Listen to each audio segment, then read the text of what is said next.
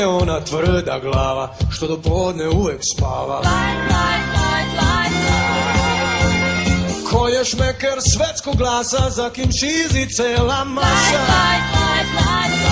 On je mudar, hrabar, vozi tako treba. On je mudar, šiza